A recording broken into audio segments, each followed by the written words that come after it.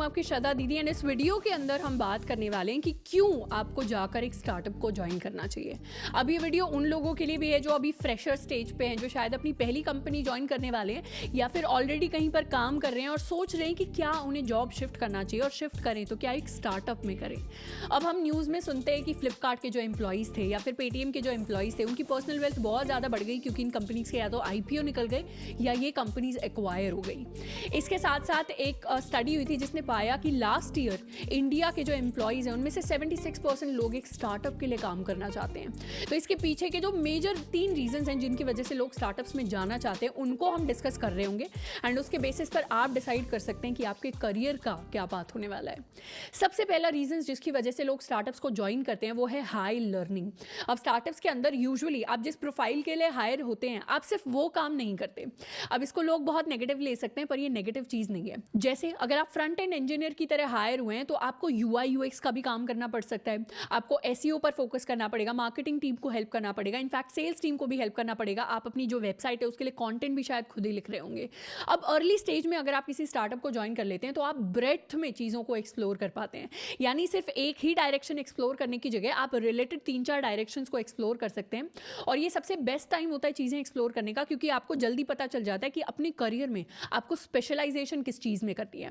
इसके साथ साथ आपको रिलेटेड 3-4 चीज़ों की अगर नॉलेज होती है तो वो आपके करियर में आपको डेफिनेटली हेल्प करती है जब आगे जाकर आप लीडरशिप रोल्स में जाने वाले हैं। अब ऐसा इसलिए होता है क्योंकि स्टार्टअप्स के अंदर यूजुअली कम लोग होते हैं तो रिस्पॉन्सिबिलिटीज़ थोड़ी सी बढ़ जाती हैं। सिर्फ आपका जो रोल है उस रोल की आपको रिस्पॉन्सिबिलिटी नहीं दी जाती, बाकी रोल्स की भी दी जाती है। पर इसका सबसे बड़ा फायदा ये होता है कि कॉर्पोरेट में जैसे आपको लगता है कि आप एक बड़े हिस्से के छोटे से पार्ट का छोटा सा कोई काम कर रहे हैं, एक स्टार्टअप में आपको लग सकता है कि आप एक्चुअली कोई इम्पैक्ट लेकर आ रहे हैं जिसको आप रियल टाइम में देख पाते हैं। जैसे अगर आप as a front end engineer, as a back end engineer काम कर रहे हैं तो फिर आप जो फीचर्स बनाते हैं वो फीचर्स बहुत लार्ज स्केल पे इम्पैक्ट करते हैं आपके कस्टमर्स को एंड उन फीचर्स का जो इम्पैक्ट है उसको आप डेफिनेटली रियल टाइम के अंदर देख पाते हैं जब कस्टमर्स उसको यूज़ करते हैं, उसका फीडबैक आता है और फिर पूरे के पूरे फीचर के लिए या फिर पूरे के पूरे किसी कॉम्पोनेंट के लिए अगर आप रिस्पॉन्सिबल हैं तो आपकी लर्निंग बहुत बढ़ती है कि इस फीचर में और चीज़ें क्या अच्छे से होनी चाहिए जो शायद आपको एक कॉर्पोरेट ना दे पाए। इसके साथ साथ स्टार्टअप्स के अंदर ऐसा नहीं है कि अगर आपने ज्वाइन किया है तो फिर आप अपनी टीम के साथ ही इंटरैक्ट कर रहे होंगे।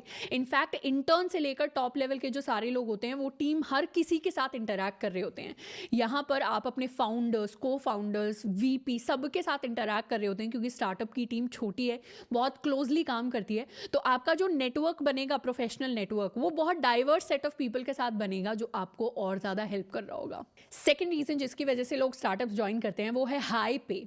अब आप गूगल का भी एग्जाम्पल लेंगे तो वहाँ पे एवरेज नंबर ऑफ ईयर्स जो एम्प्लॉइज वहाँ पर स्टे करते हैं that is just 2 years and one of the major reason जिसकी वजह से लोग गूगल तक को छोड़ देते हैं वो है हाई पैकेजेस। अब उन्हें पता चलता है कि उनकी स्किल्स के हिसाब से एक जो दूसरी कंपनी है वो उनको बेटर पैकेजेस, बेटर अपॉर्चुनिटीज दे सकती है as compare to Google itself. तो यही रीजन होता है कि एम्प्लॉइज शिफ्ट करना चाहते हैं। अब आज की डेट में बहुत ज़्यादा फंडेड स्टार्टअप्स जो हैं वो मार्केट के अंदर आ गए, इंडस्ट्री के अंदर आ गए हैं, जो क्या करते हैं बहुत ज़्यादा हाई पेइंग पैकेजेस आपको ऑफर करते हैं। इसके साथ साथ अगर पैकेज आपका मनी की टर्म्स में, कैश की टर्म्स में उतना हाई नहीं जाता तो स्टार्टअप्स उसको इक्विटी या स्टॉक्स की फॉर्म में कॉम्पनसेट करते हैं। और जब इन स्टार्टअप्स के अगर IPO निकलते हैं या फिर इनको एक्वायर किया जाता है तो उन केस में ये जो इक्विटी है, ये जो स्टॉक्स हैं, आपकी जो वेल्थ है उसको बहुत ज़्यादा ग्रो करवाते हैं as compare to the stocks of वो कंपनी जो अभी कॉर्पोरेट स्टेज में है, जो थोड़ा सा मैच्योर हो चुकी है। तो इसीलिए हमें न्यूज़ में आता है कि फ्लिपकार्ट या पेटीएम जैसी जो कंपनीज हैं उनके जो अर्ली एम्प्लॉइज थे जिन्होंने शुरुआती स्टेज में ज्वाइन किया था, जिनके पास स्टॉक्स थे या जिनके पास इक्विटी थी, उनकी वेल्थ बहुत ज़्यादा ग्रो कर जाती है। अब यहाँ पर हम अच्छे स्टार्टअप्स की बात कर रहे हैं, उन स्टार्टअप्स की बात नहीं कर रहे जो आपके कॉलेज के एक्सेलरेटर्स में चल रहे हैं या फिर जिनको बने हुए 3-4 महीने हुए हैं। यहाँ पे हम वेल फंडेड स्टार्टअप्स की बात कर रहे हैं जो अफोर्ड कर सकते हैं अपने एम्प्लॉइज को पे करना for the coming at least next 2 to 3 years. अब जो एग्जिस्टिंग एम्प्लॉइज है उनके लिए भी मेजर बेनिफिट यहाँ पर ये आता है कि यूजुअली आपके जो अप्रेजल्स होते हैं कंपनीज के अंदर 1 साल के बाद वो होते हैं टू बीट इन्फ्लेशन। आपका 10%, 12% अप्रेजल हो जाएगा। लेकिन जब भी आप एक कंपनी को शिफ्ट करते हैं, स्पेशली स्टार्टअप्स के अंदर शिफ्ट करते हैं, तो वहाँ पर फंडेड स्टार्टअप्स आपको बहुत ज़्यादा पे करने के लिए अग्री कर जाते हैं एंड कुछ केसेस में आपका जो पैकेज है वो 50 to 80 to 100% तक भी बढ़ सकता है। अब there is this hiring app called Hirect जिस पे जाकर आप डायरेक्टली अप्लाई कर सकते हैं, फ्री में आप अपनी प्रोफाइल बना सकते हैं एंड वहाँ पर आपको 1,20,000 कुछ रजिस्टर्ड स्टार्टअप्स हैं जिनके आप डायरेक्टली फाउंडर्स के साथ, CEOs के साथ, CFOs, CTOs के साथ इंटरैक्ट कर सकते हैं। वहाँ पर आप जॉब के लिए अप्लाई कर सकते हैं, प्रोफाइल बनाना कंप्लीटली फ्री है। अब ये जो ऐप है काफ़ी लोगों को हेल्प कर सकती है जो अपने एग्जिस्टिंग जॉब से चेंज चाहते हैं और एक स्टार्टअप की डायरेक्शन में जाना चाहते हैं,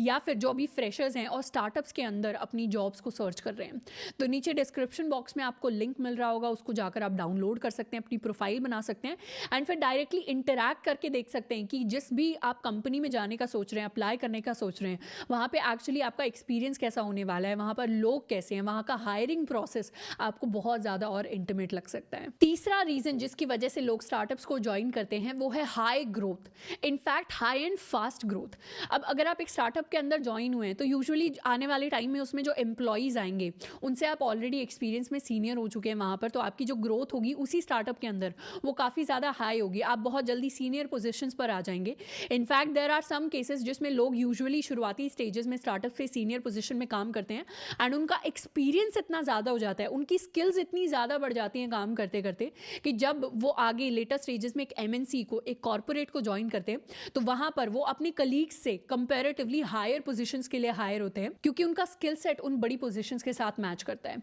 तो ये एक हाई ग्रोथ है जो स्टार्टअप आपको ऑफर करता है कि अर्ली ऑन अगर आप बहुत सारी रिस्पॉन्सिबिलिटीज़ ले रहे हैं, उन हर चीज़ में आपको स्किल मिल रही है। अगर आप शुरुआत में लीडरशिप पोजीशंस पे जा रहे हैं तो जब आप किसी और कंपनी, किसी और स्टार्टअप के अंदर अप्लाई करेंगे तो डेफिनेटली आपको हायर पोजीशंस के लिए ही कंसिडर किया जाएगा। अब ये जो ग्रोथ है सिर्फ इन टर्म्स ऑफ करियर नहीं आ रही होती, in terms of skill and learning and wealth भी आ रही होती है। अब स्टार्टअप्स के अंदर यूजुअली ऐसा होता है कि मैनेजमेंट जो होती है वो इतना निट पिकिंग करके आपको मैनेज नहीं कर रहे होते, तो उस टाइम पे आपको एक्सप्लोर करने को मिलती है चीज़ें, क्योंकि जब भी आप काम करते हैं तो एक सीनियर पर्सन आपके ऊपर होता है तो फिर आपको बहुत ज़्यादा हेल्प मिल जाती है, बहुत ज़्यादा हैंड होल्डिंग हो जाती है। पर जब आप ऐसे एनवायरनमेंट में होते हैं जहाँ केओस थोड़ा सा हल्का सा ज़्यादा होता है तो आप ज़्यादा चीज़ें एक्सप्लोर कर पाते हैं। इनफैक्ट आपको चीज़ों को, काम को कंप्लीट करने के नए तरीके समझ आते हैं, जो आप खुद से चीज़ें सीख रहे होते हैं। तो वो जो लर्निंग होती है जो आप खुद से सीख पाते हैं वो अनबीटेबल होती है। अब सबसे बड़ा कंसर्न जो लोगों को रहता है जब भी वो एक स्टार्टअप को ज्वाइन करते हैं वो होता है स्टेबिलिटी का। यूजुअली लोग सोचते हैं कि कॉर्पोरेट्स के अंदर स्टेबिलिटी बहुत ज़्यादा हाई होती है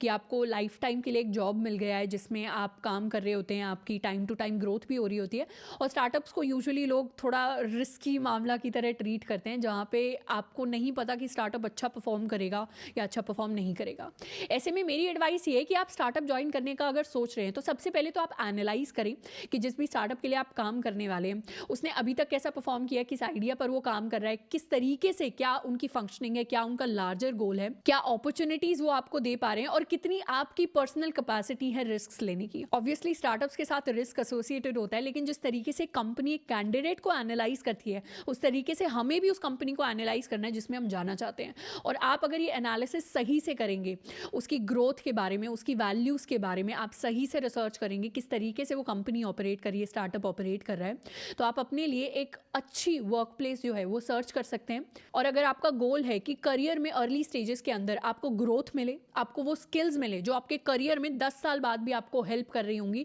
आपके पीयर्स से आपको और आगे लेकर जा रही होंगी, तो थोड़ा सा रिस्क अर्ली स्टेजेस में बिल्कुल बनता है। तो आई होप कि आज जो हमने 3 फैक्टर्स डिस्कस किए वो आपको हेल्प कर रहे होंगे अपना डिसीजन लेने में कि अगर आपको अपनी प्लेसमेंट की तैयारी करनी है तो किस माइंडसेट के साथ आप तैयारी करें, या फिर अगर आपको अपने जॉब्स में कुछ चेंज लेकर आना है, आप किसी नई कंपनीज के लिए अप्लाई करना चाहते हैं, तो वो आपको किस माइंडसेट के साथ करना चाहिए। अगर आप चाहते हैं इस वीडियो के अंदर कोई भी बात हुई जिसके बारे में आपको एक डिटेल्ड वीडियो चाहिए, या फिर आपको किसी और टॉपिक के बारे में ज़्यादा इन्फॉर्मेशन चाहिए, तो उसके बारे में आप मुझे नीचे कॉमेंट करके बता सकते हैं। आज के लिए इतना ही, मिलते हैं नेक्स्ट वीडियो में। Till then keep learning and keep exploring.